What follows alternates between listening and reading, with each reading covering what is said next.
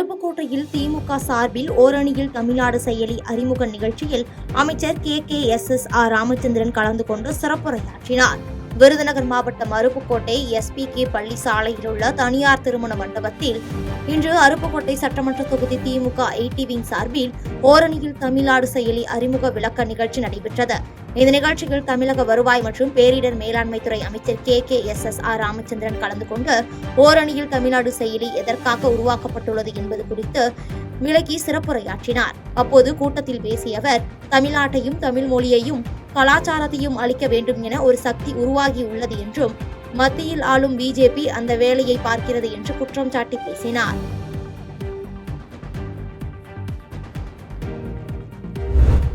தமிழ்நாட்டில் திராவிட சித்தாந்த கூட்டணி ஆட்சியாக தான் அமைய வேண்டும் என மதுரை திருப்பாலை பகுதியில் தேமுதிக கட்சி பிரமுகர்கள் இல்ல காதணி விழாவில் பங்கேற்ற தேமுதிக இளைஞரணி செயலாளர் விஜய் பிரபாகரன் செய்தியாளர்களை சந்தித்தார். அப்போது பேசிய அவர், தேமுதிக கூட்டணி குறித்து மிக தெளிவாக தங்களுடைய பொதுச் செயலாளர் தெரிவித்திருக்கிறார் என்றும் ஜனவரி 9ஆம் தேதி தங்களுடைய நிலைப்பாட்டை கூறுகிறோம் என தெரிவித்தார். மேலும் கேப்டனுக்கு நிகர் கேப்டன் தான் என்றும் கேப்டன் ஸ்டைல் வேறு, விஜய் ஸ்டைல் வேறு என தெரிவித்தார். மேலும் எடப்பாடி தலைமையில் தான் கூட்டணி அமையும் என அமித்ஷா அண்மையில் கூறியிருந்தார் என்ற கேள்விக்கு, கண்டிப்பாக கூட்டணி ஆட்சிதான் அமைய வேண்டும் என்றும் அது திராவிட சித்தாந்த கூட்டணி ஆட்சியாக தான் அமைய வேண்டும் என்றும் தெரிவித்தார்.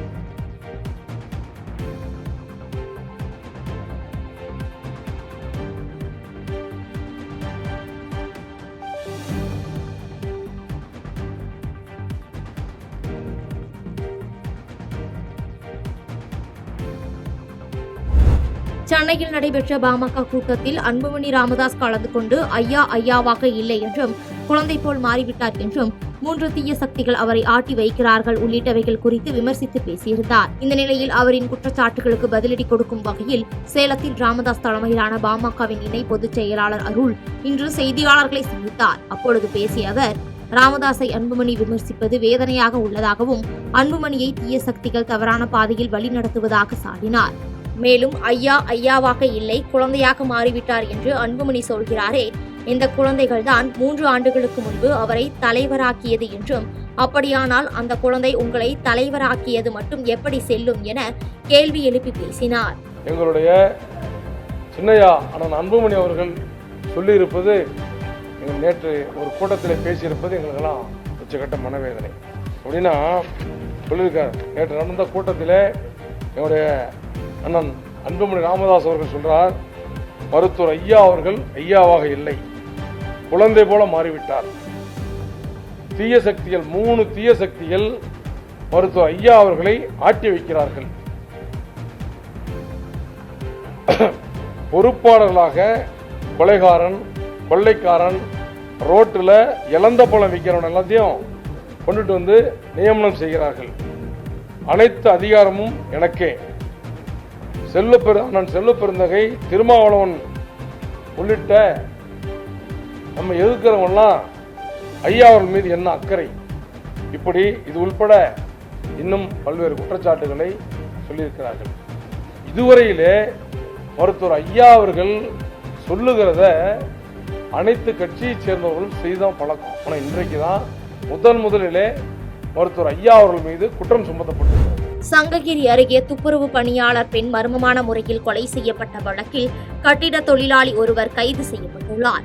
சேலம் மாவட்டம் சங்ககிரி அருகே உள்ள பாலத்தின் கீழ் கடந்த 17ஆம் தேதி துப்புரவு பணியாளராக பணியாற்றி வந்த மணிமேகலை என்ற பெண் நிர்வாணமாக கொலை செய்யப்பட்டு கிடந்தார். இதுகுறித்து வழக்கு பதிவு செய்த சங்ககிரி போலீசார் பல்வேறு கோணத்தில் தனிப்படையை அமைத்து தீவிர விசாரணை மேற்கொண்டு வந்தனர். இந்நிலையில் இவர் சங்ககிரி அக்கமாப்பேட்டை அருந்ததியர் தெருவைச் சேர்ந்த கார்த்திக் என்பவருடன் பழகி வந்ததாகவும் அவரது ஆசைக்கிணங்க மணிமேகலை மறுத்ததால் ஆத்திரமடைந்த கார்த்திக் மதுபோதையில் அருகில் இருந்த கல்லை எடுத்து மணிமேகலையின் தலையில் அடித்து கொலை செய்ததாக போலீசார் விசாரணையில் தெரியவந்தது.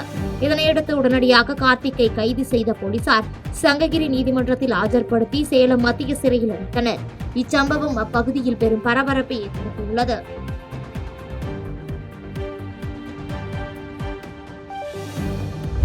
பழனி மலைக்கோயிலில் நாள் முழுவதும் பிரசாதம் வழங்கும் திட்டத்தை அமைச்சர் சக்கரபாணி துவக்கி வைத்தார். திண்டுக்கல் மாவட்டம் பழனி மலைக்கோயிலுக்கு வருகை புரியும் பக்தர்களுக்கு நாள் முழுவதும் பிரசாதம் வழங்கும் திட்டத்தை உணவு மற்றும் உணவுப் பொருள் வழங்கல் துறை அமைச்சர் சக்கரபாணி துவக்கி வைத்தார். தினமும் காலை 10 மணி முதல் மாலை 6 மணி வரை நடைபெற உள்ள இந்த பிரசாதம் வழங்கும் திட்டத்தில் சாம்பார் சாதம், வெண்பொங்கல் உள்ளிட்டவை தினம் ஒரு உணவு வழங்கப்பட உள்ளது. மேலும் ஆண்டிற்கு 4 கோடி ரூபாய் செலவில் துவங்கப்பட்டுள்ள இந்த திட்டத்தின் மூலம் வருடம் முழுவதும் 25 லட்சம் பக்தர்கள் பயனடைவார்கள் என்று தெரிவிக்கப்பட்டுள்ளது. மேலும் இத்திட்டத்தால் பக்தர்கள் மிகவும் மகிழ்ச்சி அடைந்துள்ளனர்.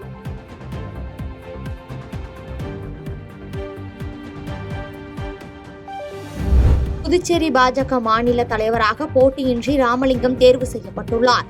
புதுச்சேரியில் பாஜக மாநில தலைவர் பதவிக்கு போட்டியிடுபவர்கள் காலை 10 மணி முதல் 12 மணி வரை வேட்புமனுவை தாக்கல் செய்யலாம் என அறிவிக்கப்பட்டிருந்தது. இந்நிலையில் பாஜக நிர்வாகியாக இருந்த ராமலிங்கத்தை தவிர வேறு யாரும் மனு தாக்கல் செய்யாததால் தலைவராக போட்டியின்றி ராமலிங்கம் தேர்வாகிறார். மேலும் நாளை புதுச்சேரி 100 அடி சாலையில் உள்ள சுகன்யா கன்வென்ஷன் சென்டரில் பாஜக தேசிய பொதுச் செயலாளர் தருண் சுக் முன்னிலையில் தலைவர் பதவியை ஏற்க உள்ளதாக தகவல்கள் வெளியாகியுள்ளது.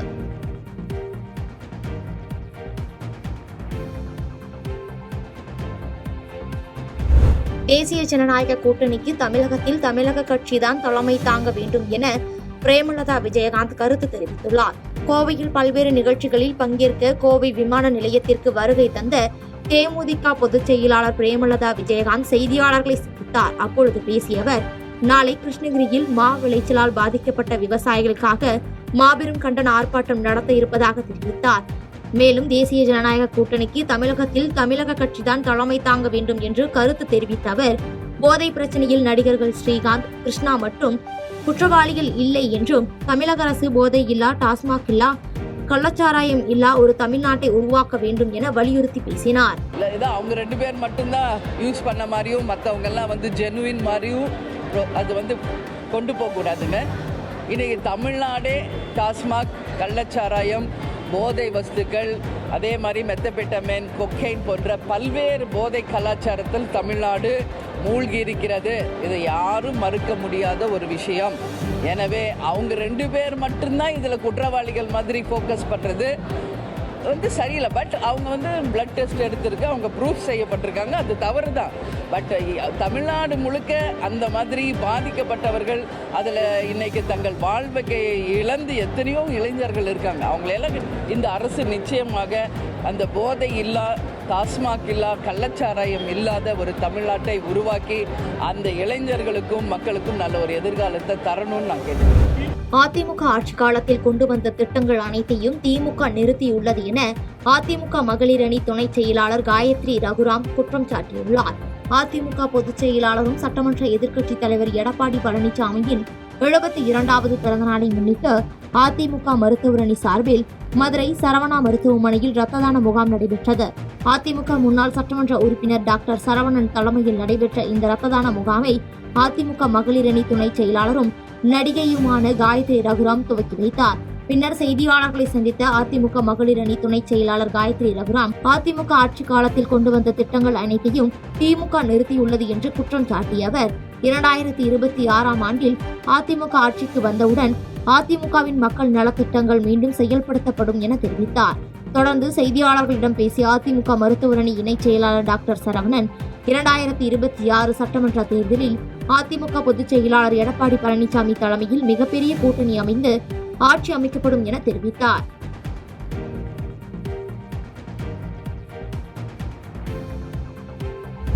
காமராஜர் ஆட்சிக்கு பிறகு அதிக பள்ளி கட்டிடங்களை உருவாக்கி வருவது நாங்கள்தான் என பள்ளிக்கல்வித்துறை அமைச்சர் அன்பில் மகேஷ் பொய்யாமொழி பேட்டியளித்துள்ளார்.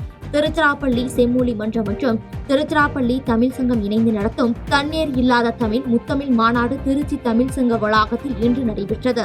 இவ்விழாவில் பள்ளிக்கல்வித்துறை அமைச்சர் அன்பில் மகேஷ் பொய்யாமொழி சிறப்பு விருந்தினராக கலந்து கொண்டு சிறப்புரையாற்றினார். அதனைத் தொடர்ந்து செய்தியாளர்களை சந்தித்து பேசிய அமைச்சர் அன்பில் மகேஷ் பொய்யாமொழி பள்ளிகளின் அருகே சமூக விரோத செயல்களை தடுக்கும் வகையில் சிசிடிவி கேமராக்கள் பொருத்துவது குறித்து ஆலோசிக்கப்பட்டு முடிந்தவரை பள்ளி நுழைவு வாயில் முன்பு கேமராக்கள் பொருத்த நடவடிக்கை எடுக்கப்படும் என தெரிவித்தார்.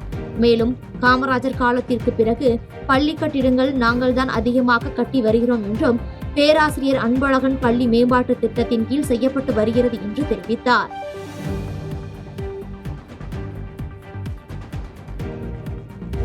புதுக்கோட்டை தற்காலிக பேருந்து நிலையத்தில் சிறிது நேரம் பெய்த மழைக்கு ஆங்காங்கே மழைநீர் தேங்கி குளம் போல் காட்சியளித்ததோடு சேரும் சகதியுமாக இருப்பதாக பொதுமக்கள் குற்றம் சாட்டியுள்ளனர்.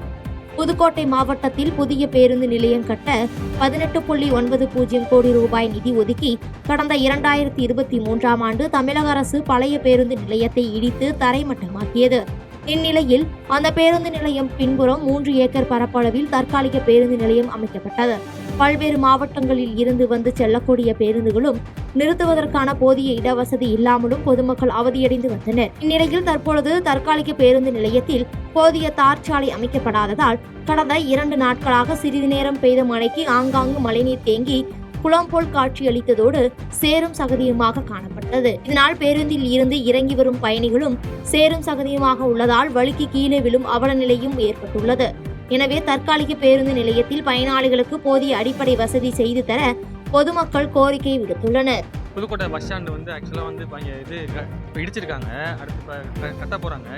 ஸோ தற்காலிக பேருந்து நிலையம் இது ரொம்ப பயணிகளுக்கு ரொம்ப சிரமமாக இருக்குது. பார்த்தீங்கன்னா ஃபுல்லாக சேர சகதியமாக இருக்குது. அப்புறம் வில்லேஜ் சைட்லேருந்து வரவங்களாம் ரொம்ப சிரமப்படுறாங்க. ஸோ இது கொஞ்சம் நிர்வாகம் பார்த்து சரி பண்ணால் நல்லாயிருக்கும்னு நான் நினைக்கிறேன் சார். பார்த்தீங்கன்னா இப்போ மழை ரொம்ப பேஞ்சனால பள்ளமாக இருக்குது. ஸோ கொஞ்சம் சரி பண்ணால் நல்லாயிருக்கும். பயணிகள்லாம் ரொம்ப சிரமப்பட்டு தான் போயிட்டு இருக்காங்க. நடந்து போதே ரொம்ப லேட்டாக ரொம்ப கிராஸாக வயசானவங்களாம் இருக்காங்க. ஸோ அவங்களாம் போக ரொம்ப கஷ்டப்பட்டுக்கிட்டு இருக்காங்க. ஸோ கொஞ்சம் நிர்வாகம் பார்த்து சீர் பண்ணால் நல்லாயிருக்கும்னு தோணுது சார். திருட்டு வழக்கில் போலீஸ் விசாரணைக்கு அழைத்துச் சென்ற இளைஞர் உயிரிழந்ததாக காவல்துறை கூறிய நிலையில் உறவினர்கள் காவல் நிலையத்தை முற்றுகையிட்டு போராட்டத்தில் ஈடுபட்டனர். சிவகங்கை மாவட்டம் திருபுவனம் அருகே பிரசித்தி பெற்ற மடப்புரம் பத்திரகாளியம்மன் கோவிலில் சுவாமி தரிசனம் செய்வதற்காக திருமங்கலத்தைச் சேர்ந்த சிவகாமி என்ற மூதாட்டி தனது மகள் நிகிதாவுடன் காரில் வந்துள்ளார். அப்போது கோயில் தற்காலிக ஊழியர் அஜித்திடம் கார் சாவியை கொடுத்து பார்க்கிங் செய்யுமாறு கூறியுள்ளார். பின்னர் சுவாமி தரிசனம் செய்துவிட்டு காரில் வந்து பார்த்தபோது காரில் இருந்த 10 பவுன் நகை திருடு போனது தெரியவந்தது. இதனையடுத்து திருபுவனம் காவல் நிலையத்திற்கு தகவல் தெரிவிக்கவே விரைந்து வந்த காவல்துறையினர் தற்காலிக ஊழியர் அஜித்திடம் விசாரணை மேற்கொண்டனர். அஜித் குற்றத்தை ஒப்புக்கொள்ள மறுத்த நிலையில் போலீசார் விசாரணைக்காக வேனில் அஜித் உட்பட 5 பேரை அழைத்து சென்றதாக கூறப்படுகிறது. இந்நிலையில் போலீசார் விசாரணைக்கு அழைத்து சென்ற நிலையில் அஜித் உயிரிழந்ததாக தகவல் பரவியதை அடுத்து அஜித்தின் உறவினர்கள் திருபுவனம் காவல் நிலையத்தில் குவிந்தனர். அப்போது அஜித் உயிரிழந்து விட்டதாக அதிகாரிகள் தெரிவித்ததால் காவல் நிலையத்தில் ஏராளமான போலீசார் குவிக்கப்பட்டனர். மேலும் இந்த வழக்கில் தனிப்படை காவலர்கள் 5 பேரை பணியிடை நீக்கம் செய்து காவல் கண்காணிப்பாளர் உத்தரவிட்டுள்ளார்.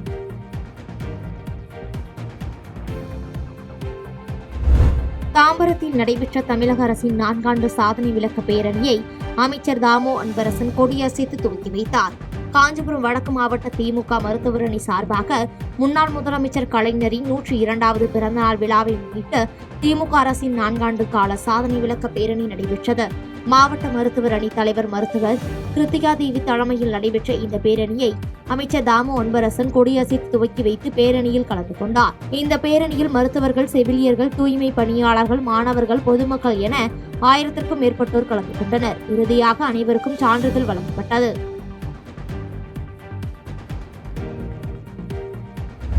மாங்காடு காமாட்சியம்மன் கோவிலில் நாள்தோறும் பிரசாதம் வழங்கும் திட்டத்தை அமைச்சர் சேகர்பாபு தொடங்கி வைத்தார். காஞ்சிபுரம் மாவட்டம் மாங்காடு அருள்மிகு காமாட்சியம்மன் கோயிலுக்கு வரும் பக்தர்கள் அனைவருக்கும் நாள்தோறும் பிரசாதம் வழங்கும் திட்டம் இன்று தொடங்கப்பட்டது. இந்து சமய அறநிலையத்துறை அமைச்சர் PK சேகர்பாபு குறு சிறு மற்றும் நடுத்தர தொழில் நிறுவனங்கள் துறை அமைச்சர் தாமு அன்பரசன் ஆகியோர் கோவிலில் சுவாமி தரிசனம் செய்துவிட்டு பக்தர்களுக்கு பிரசாதம் வழங்கும் திட்டத்தை தொடங்கி வைத்தனர். இதையடுத்து செய்தியாளர்களுக்கு பேட்டியளித்த அமைச்சர் சேகர்பாபு, திருச்செந்தூர் முருகன் கோவில் கும்பாபிஷேக விழாவிற்கான 95% பணிகள் நடந்துவிட்டதாகவும் பக்தர்களுக்கு வேண்டிய மருத்துவ வசதி, தங்குமிடம் உள்ளிட்ட வசதிகள் செய்யப்பட்டுள்ளது என தெரிவித்துள்ளார். தமிழகத்திலே மாத்திரமல்ல, ஒட்டுமொத்த இந்தியாவும் திரும்பி பார்க்கின்ற அளவுக்கு அங்கே பெருந்திட்ட வரைவு பணிகள் நடந்து கொண்டிருக்கின்றன. 95% பணிகள் நிறைவுற்றிருக்கின்றன. பக்தர்களுடைய வருகை, பக்தர்களுக்கு தேவையான அடிப்படை வசதிகள், போக்குவரத்து வசதி, மருத்துவ வசதி, குடிநீர் வசதி, கழிவுநீர் வசதி, திடீரென்று ஏற்படுகின்ற உடல்நலக் குறைவுக்கு தேவையான மருத்துவ வசதி, பாதுகாப்பு, காவல்துறை, தீயணைப்புத்துறை போன்ற அனைத்து துறைகளையும் ஒருங்கிணைந்து இதுவரையில் 6 முறை அந்த மாவட்டத்துடைய நாடாளுமன்ற உறுப்பினர் அன்பிற்கினிய கனிமொழி அவர்களும், அந்த தொகுதியுடைய சட்டமன்ற உறுப்பினர் அமைச்சர் அன்பிற்கினிய அருமையன் அனிதா ராதாகிருஷ்ணன் அவர்களும் நம்முடைய தலைமைச் செயலாளர் தலைமையிலே 2 முறையும் வென்று தொடர் ஆய்விலே இருக்கின்றோம். பக்தர்கள் மகிழ்ச்சி வருகின்ற வகையில், முருக பக்தர்கள் மகிழ்ச்சி வருகின்ற வகையில், தமிழ் கடவுள் முருகன் மகிழ்ச்சி வருகின்ற வகையில் இந்த குடமுழுக்கு நடைபெறும். செம்மொழிக்கும் கருணாநிதிக்கும் என்ன சம்பந்தம் உள்ளது என நாம் தமிழர் கட்சி ஒருங்கிணைப்பாளர் சீமான் கேள்வி எழுப்பியுள்ளார். கட்சி நிகழ்ச்சியில் பங்கேற்பதற்காக சென்னையில் இருந்து விமானம் மூலம் மதுரை வந்தடைந்த நாம் தமிழர் கட்சியின் தலைமை ஒருங்கிணைப்பாளர் சீமான் செய்தியாளர்களை சந்தித்தார். அப்போது தமிழ் கடவுள் கருணாநிதி என அன்பில் மகேஷ் கூறியது குறித்த கேள்விக்கு பதிலளித்த அவர், செம்மொழிக்கும் கருணாநிதிக்கும் என்ன சம்பந்தம் இருக்கிறது என்றும், தமிழ் செம்மொழியாக இருந்ததா இல்லை அவர் சொன்னதால் செம்மொழியாக ஆனதா என்று கேள்வி எழுப்பி பேசினார். இதனைத் தொடர்ந்து நடிகர்கள் ஸ்ரீகாந்த் மற்றும் கிருஷ்ணா குறித்த கேள்விக்கு பதிலளித்த அவர், ஸ்ரீகாந்தும் கிருஷ்ணாவும் அப்பாவிகள் என்றும், இவர்கள் கைது செய்யப்பட்டால் போதைப் பொருள் நிறுத்தப்படுமா என்ற விளக்கம் அளித்து பேசினார். எங்கிருந்த வாங்கினவள எவனை கைது பண்ண? நீ ஸ்ரீகாந்தும் கிருஷ்ணாவும் தான் குற்றவாளிகளா? அப்பாவிகள். வாழா 2 பேரும் கைது பண்ணதுனால நீங்க இப்ப பேச வரீங்க இல்லையா? நான் வித்துட்டு தான் நின்றுப்பான். நேற்று விற்கும்போது டக்குன்னு பிடிச்சிட்டீங்களா? வித்தவன் யாரு? அதை இந்த ஸ்ரீகாந்துக்கு வித்தவன் ஒரு அதிமுக காரன்னா அதை திருப்புறீங்க. அப்ப திமுக காரங்களுக்கு இந்த போதைப் பொருள் விற்பனைக்கு எந்த சம்பந்தம் இல்லை. திரும்ப திரும்ப சொல்றேங்க, ரூல்ஸை சொல்றா, குற்றவாளியை பிடிச்சு தூக்கில போடுறதை நிறுத்துறா, அவன் குற்றம் செய்வதற்கான காரணத்தை கண்டுபிடிச்சு தூக்கில போடுறாங்கிறான். நீ குற்றவாளி யாருன்னு பாரு, எப்படி சரக்கு வருது, எப்படி விற்கிறான்னு அந்த வேற வெட்டு. நீ கலையை வெட்டிக்கிட்டு இருக்க. நீ இப்ப உள்ள போட்டதுனால அந்த போதைப் பொருள் விற்பனை நின்றுமா இல்ல தடுத்துப்பட்டுருமா? 2 அப்பாவே பலியாயிட்டான், அவ்வளவுதான். வேற அந்த 2 பேரை தவிர யாரும் பயன்படுத்தலையா? தமிழகத்தில் இதுவரை கூட்டணி ஆட்சி என்பது கிடையாது என இந்திய கம்யூனிஸ்ட் கட்சியின் மாநில செயலாளர் முத்தரசன் பேட்டியளித்துள்ளார். திண்டுக்கல்லில் இந்திய கம்யூனிஸ்ட் கட்சியின் மாவட்ட மாநாடு நடைபெற்றது. இதில் கலந்து கொண்ட மாநில செயலாளர் முத்தரசன் செய்தியாளர்களை சந்தித்து பேட்டியளித்தார். அப்போது பேசிய அவர், தமிழகத்தில் இதுவரை கூட்டணி ஆட்சி என்பது கிடையாது என்றும், தொகுதி பங்கீடுதான் 1967 முதல் இருந்து வருகிறது என்றார். மேலும் தொடர்ந்து பேசிய அவர், தமிழகத்தில் பாஜக அதிமுக நிர்பந்தத்தின் பேரில் கூட்டணி சேர்ந்துள்ளனர் என்றும், அதிமுக அடிமட்ட தொண்டர்கள் பல்வேறு பொறுப்புகள் இருக்கக்கூடிய தலைவர்கள் இந்த கூட்டணியை ஏற்றுக்கொள்ளவில்லை என்று விமர்சித்து பேசினார். தமிழ்நாட்டில் கூட்டணி குறித்து அவர் சொல்லுகிற பொழுது பாஜக அதிமுக கூட்டணி ஆட்சி என்று குறிப்பிடுகிறார். அது மாதிரி முதலமைச்சர் யாருன்னா அது அதிமுகவை சேர்ந்தவர்கள் வருவார்கள், அது யார் என்பது அவர்கள் முடிவு செய்வார்கள் என்று சொல்கிறார். எடப்பாடி பழனிசாமியை முதலமைச்சராக கூட அமித்ஷா ஏற்கலை. கூட்டணி ஆட்சி அப்படிங்கிறத அதிமுக ஏற்கிறதா மறுக்கிறதா என்று இதுவரையில் அவங்க பதில் சொல்லலை. ஏன்னா தமிழ்நாட்டில் என்ன விரும்புகிறாங்கன்னா, இந்த கூட்டணி ஆட்சி என்பது கிடையாது, தொகுதி பங்கீடு தான், தொகுதி உடன்பாடு தான்.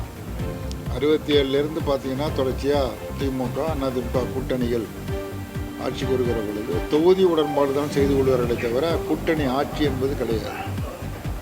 அப்படி கூட்டணி அமைப்பதே முறையில் கிடையாது, தொகுதி உடன்பாடு தான். ஆனால் இப்போ புதுசாக ஆட்சியில் பங்கு அப்படிங்கிற முறையில் அமித்ஷா சொல்லுகிறார். இது குறித்து அதிமுக என்ன கருதுகிறது என்று சொல்லுவோம். அப்படி தான் இப்போ தமிழ்நாட்டிலையும் பாஜக அதிமுக கூட்டணி ஒரு நிர்பந்த அடிப்படையில் சேர்ந்திருக்கிறார்கள். அதிமுகவில் இருக்கிற அடிமட்ட தொண்டர்கள், அதே மாதிரி பல்வேறு பொறுப்புகள் இருக்கக்கூடிய தலைவர்கள் இந்த கூட்டணியை ஏற்கலை. பாஜகவோட கூட்டணி கூடாது என்கிற நிலையில் இருக்கிறார்கள். மாணவர்கள் படிப்பில் கவனம் செலுத்துவதோடு நாட்டு நடப்பு என்ன என்பதை கற்றுக்கொள்வதன் மூலம் நீங்கள் ஒவ்வொருவரும் ஆசிரியர்களாக மாற முடியும் என கோவையில் பள்ளி கல்வித்துறை அமைச்சர் அன்பில் மகேஷ் பொய்யாமொழி தெரிவித்துள்ளார். கோவை உப்பிலிப்பாளையம் பகுதியில் உள்ள தனியார் பள்ளி வளாகத்தில் அரசு மற்றும் தனியார் பள்ளி மாணவர்களுக்கான மாதிரி பாராளுமன்ற திட்டம் மற்றும் விவாத நிகழ்ச்சி நடைபெற்றது. இந்த நிகழ்ச்சியில் பள்ளி கல்வித்துறை அமைச்சர் அன்பில் மகேஷ் பொய்யாமொழி கலந்து கொண்டு மாதிரி பாராளுமன்றத்தில் தேசிய கல்விக் கொள்கையை எதிர்த்து மாணவர்களுக்கிடையே பேசினார்.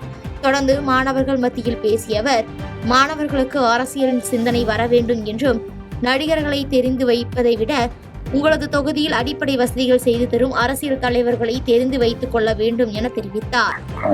ஒவ்வொரு ஸ்டூடெண்ட்ஸும் நாட்டு நடப்பை நீங்கள் தெரிந்து வைத்துக் கொள்ளுங்கள். பொலிட்டிக்கலாக வர வேண்டும், பொலிட்டிக்கலாக சிந்தனை வர வேண்டும். யாரோ ஒருத்தங்க நமக்காக வேலை செய்வாங்க, யாரோ ஒருத்தங்க நமக்காக குரல் கொடுப்பார்கள் அப்படி இல்லாமல் நிறைய விஷயத்தை தெரிஞ்சுக்க ஆசைப்படுங்க. பல நேரம் போகும்பொழுது யாருக்கு இந்த நடிகரை பிடிக்குன்னா ஒரே ஒரு பக்கம் ஒரே கருத்து, இந்த நடிகரை யாருக்கு பிடிக்குன்னா ஒரே சத்தம், ஒரே குஷியாக இருக்காங்க. அவங்க கூப்பிட்டு யாருப்பா அவங்க தொகுதி எம்எல்ஏ அப்படின்னா தலையை செஞ்சுட்டு முடிக்கிறாங்க. உங்களுக்கு தண்ணி வரலன்னா தண்ணி கொடுக்குறது நாங்களாக இருக்கிறோம், ரோடு சரினா ரோடு போகிறது நாங்களாக இருக்கோம், கரண்ட் வரலன்னா நாங்கள் நாங்கள் கனெக்ஷன் கொடுத்து நாங்களாக இருக்கோம், பட்டா வேணா பட்டா அதெல்லாம் ஸ்கூல் எஜுகேஷன் ரிலேட்டடாக ஏதாச்சும் ஹெல்ப் நாங்கள் பண்ணும் பொழுது உங்களால் தேர்ந்தெடுக்கப்பட்டோம். நாங்கள் ஒன்றும் வானத்துலேருந்து தான் கொடுத்துட்டோம். நாங்கள் எங்ககிட்ட என்ன கேட்க வேண்டும் அப்படிங்கிறத முடிவு செய்ய வேண்டும். யாருக்குன்னா யார் வேணா ரசிகர்களாக இருக்கலாம், தொண்டராக இருக்கிறதுக்கு சில தகுதிகள் வேண்டும். அப்படி இருக்கும் பொழுது நான் கேட்கணும் சார், அவங்களை நம்பி தான் சார் நான் ஓட்டு போட்டேன்னா இது நீங்கள் செஞ்சு தரணும் சார், அவனை கேட்கக்கூடிய தைரியம் நமக்கு வர வேண்டும். அதுக்கு அறிவு சார்ந்து சிந்திக்க வேண்டும். அரசியல் என்றால் என்னன்னு முதல்ல தெரிஞ்சுக்க வேண்டும். அதற்காகத்தான் இன்றைக்கு இந்த மாதிரியான ஒரு நல்ல நிகழ்வுலாம் நடைபெறுகிறது. காசிமேட்டில் முன்விரோதம் காரணமாக மீனவரை அடித்து கொலை செய்த நபரை போலீசார் கைது செய்தனர். சென்னை காசிமேடு நுழைவாய்வு முன்பு உள்ள வலைப்பின்னும் பகுதியில் ராகேஷ் என்னும் கேரளாவைச் சேர்ந்த மீனவர் மது வாங்கி குடித்துள்ளார். அப்போது அதே பகுதியைச் சேர்ந்த கலைவாணன் என்ற மீனவர் ராகேஷிடம் மது கேட்டுள்ளார். இவர்களுக்குள்ளே முன்விரோதம் இருந்த நிலையில் மது கொடுக்க ராகேஷ் மறுக்கவே இருவர்களுக்கிடையே தகராறு ஏற்பட்டுள்ளது. அப்போது ராகேஷ் கலைவாணனை கைகளால் தாக்கி கீழே தள்ளியுள்ளார். இதில் எதிர்பாராத விதமாக கலைவாணன் உயிரிழந்தார். இதையடுத்து தகவல் அறிந்து வந்த போலீசார் உடலை மீட்டு பிரேத பரிசோதனைக்காக மருத்துவமனைக்கு அனுப்பி வைத்து ராகேஷை கைது செய்து விசாரணை நடத்தி வருகின்றனர்.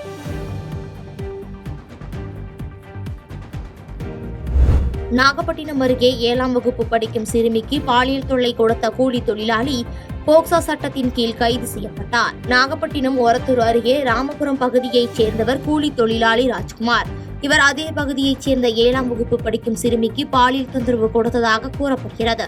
இது தொடர்பாக நாகப்பட்டினம் அருகே அரசு பள்ளியில் நடந்த குழந்தைகள் பாதுகாப்பு விழிப்புணர்வு நிகழ்ச்சியில் கலந்து கொண்ட நீதித்துறை நடுவர் மற்றும் குழந்தை நல குழும உறுப்பினர் வினோதினியிடம் பாதிக்கப்பட்ட சிறுமி தெரிவித்துள்ளார்.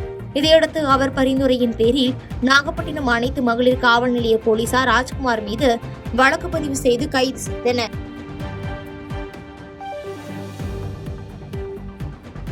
செய்திகளை உடனுக்குடன் தெரிந்து கொள்ள கீழ்கண்ட கேபிள் மற்றும் டிடிஎச் நெட்வொர்க்குகளில் எம்நாடு செய்தி தொலைக்காட்சியை காணுங்கள்.